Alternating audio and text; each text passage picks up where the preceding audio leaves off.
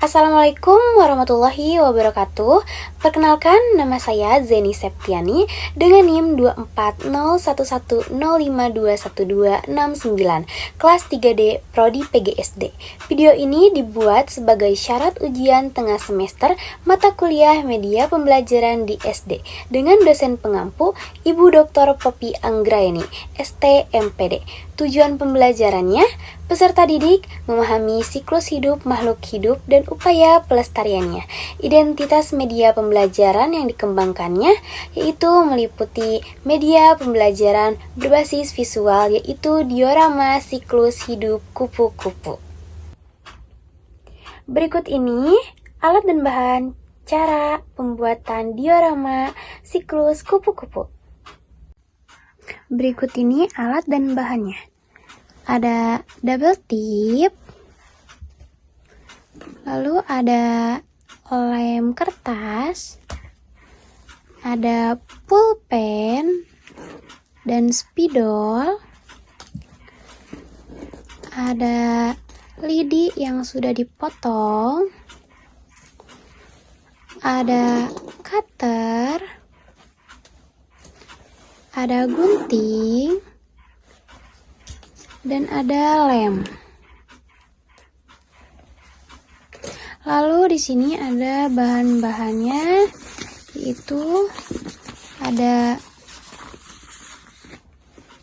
kertas yang sudah di-print, ada kupu-kupu, ulat, dan ada telurnya, ada kepompong. Ini sebagai bahannya. Lalu di sini ada styrofoam, warnanya opsional. Di sini saya memakai warna hijau. Berikut ini video langkah-langkah pembuatan diorama siklus hidup kupu-kupu.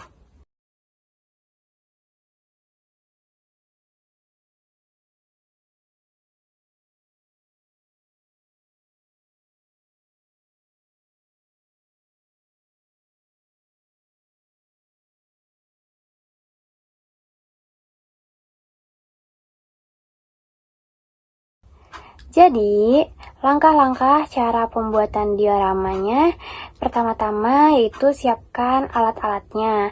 Ada gunting, ada lem, ada double tip, lalu ada sapu lidi yang sudah dipotong-potong. Setelah itu juga ada cutter, lalu ada spidol, dan lemnya itu ada lem fox dan juga ada lem untuk kertas.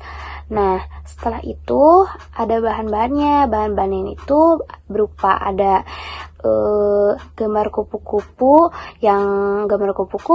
gambar pohon, gambar-gambar siklus kupu-kupu yang telah di-print.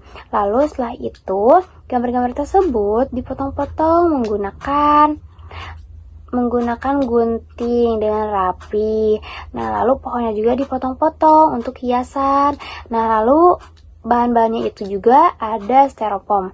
Styrofoam itu dibagi dua. Nah, setelah dibagi dua, yang satu itu dibagi menjadi setengah. Nah, setelah menjadi setengah, lalu dibuatkan berbentuk seperti ini nih, seperti ini.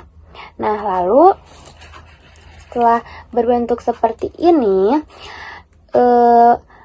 hewan-hewan atau gambar-gambar yang telah dipotong menggunakan lidi dan belakangnya disimpan double tip atau solasi ban. Nah, lalu ditusuk-tusukkan kepada styrofoam tersebut. Nah, jadilah seperti ini. Lalu ini ada seperti hiasan-hiasan, ada batu, ada rumput, ada pohon-pohon juga. Nah, lalu di sini juga ada temanya, yaitu siklus hidup kupu-kupu. Di sini ada nama saya. Nah, di sini ada penjelasannya sedikit mengenai telur, ulat, kepompong, dan kupu-kupu. Nah, segitu langkah-langkahnya yang bisa saya paparkan mengenai pembuatan diorama ini. Ini hasil pembuatan diorama siklus kupu-kupu. Nah, siklus kupu-kupu itu berawal dari telur, ulat, membuat kepompong lalu menjadi kupu-kupu. Nah, telur-telur yang kecil ini biasanya diletakkan di permukaan daun yang lembut. Telur itu dibiarkan oleh induknya sampai beberapa hari, kemudian menetes menjadi ulat. Nah, pada tahap ini ulat menjadi pemakan yang sangat rakus. Ia menghabiskan banyak daun supaya tumbuh cepat, tumbuh dan kuat. Semakin besar tubuh ulat, semakin dekat ia menuju tahap berikutnya. Setelah merasa cukup besar, ulat akan mencari tempat yang aman untuk berubah.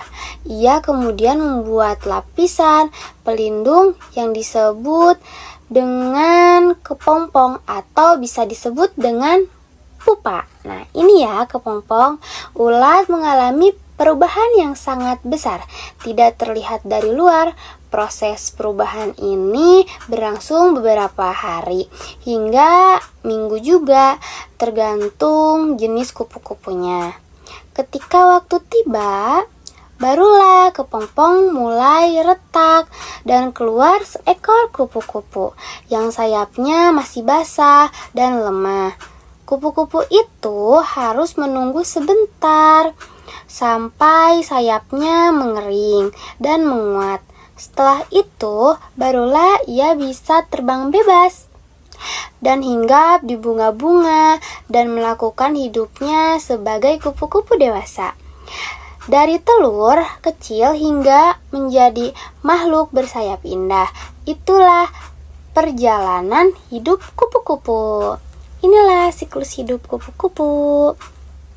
Sekian video pembuatan diorama dan penjelasan siklus kupu-kupu dari saya. Mohon maaf bila ada kesalahan dan kekurangan kata. Wabillahi taufiq wal hidayah. Wassalamualaikum warahmatullahi wabarakatuh.